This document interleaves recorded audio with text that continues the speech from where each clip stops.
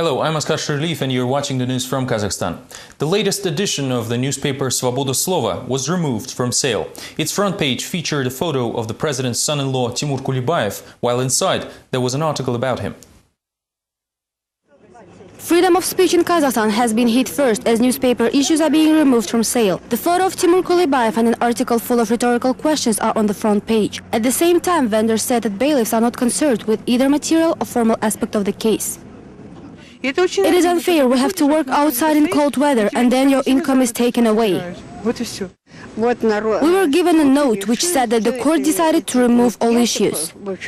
On February 1st, Kulibayev filed a libel suit to the Medeu District Court of Almaty, which made a decision to arrest the latest issues of newspapers, which published articles about the interaction of Kulibayev with Chinese corporation CNPC. But on February 4th, bailiffs visited the offices of the newspaper Svoboda Slova.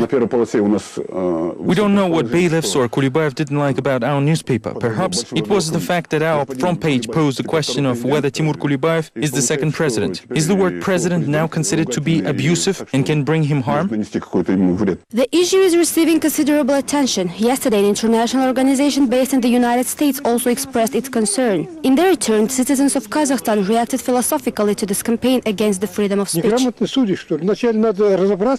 I wonder if the judges are literate. They needed to investigate whether the newspapers published the truth first.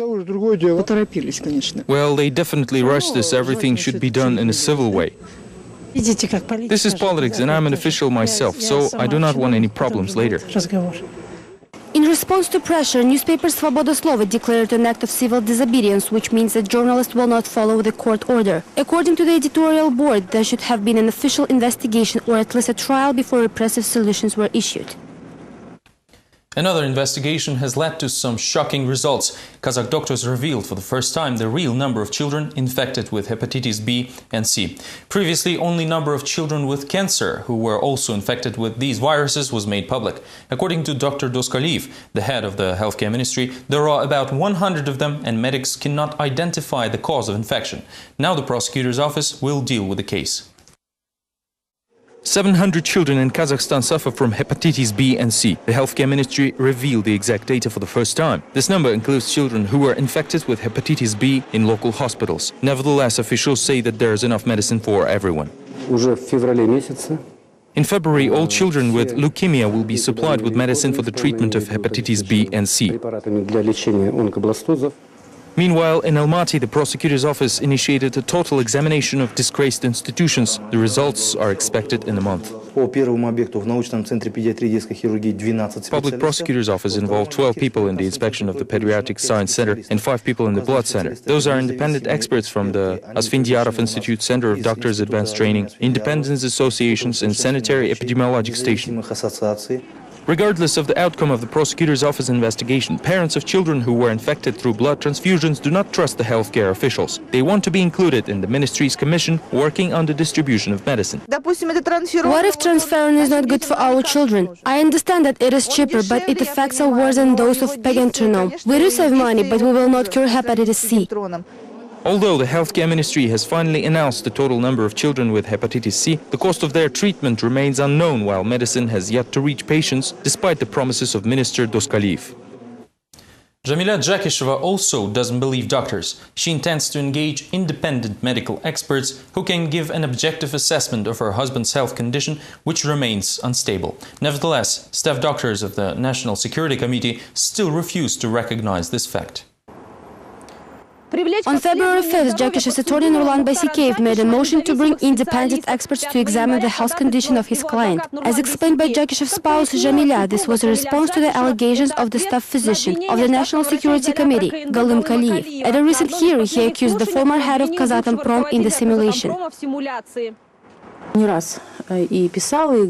have already said many times that a medical examination by independent doctors is needed, because at the last hearing, Mukhtar said he does not trust staff doctors, namely Kaliyev.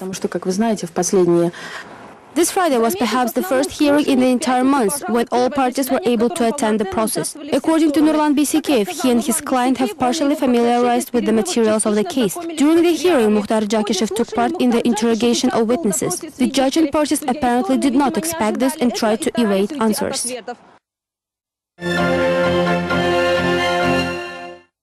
While the former head of Kazatomprom is participating in the trial, another national company is considering what to do with $3 billion. Corporation Kazakhmys, together with the fund Samruk-Kazana, has obtained a credit from the China Development Bank. Meanwhile, the weekly Caravan says that the mediation of the National Welfare Fund looks too much like lobbying Chinese interests.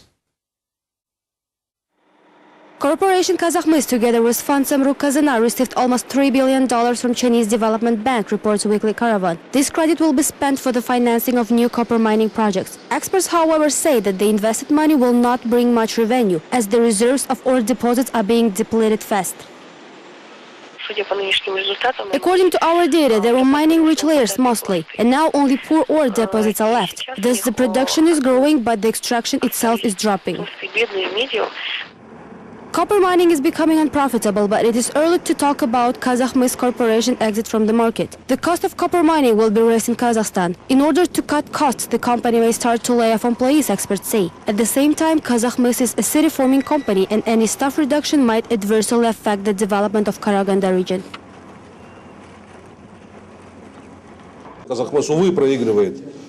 Unfortunately, Kazakhmys loses tenders in Russia and Central Asia because of China's expansion. No matter how bright and intelligent the heads of the company's managers and economists are, they cannot really do anything about it. Without the support of thousands of their workers, they will lose the battle to China. The state understands it. The Chinese loan is secured by state guarantees. Interestingly, Kazakhmys did not receive the loan on its own, but through Samruk-Kazana fund mediation. According to the newspaper Caravan, almost all mined raw materials will be sent to China. Thus, the fund's help looks more like the lobbying of another state.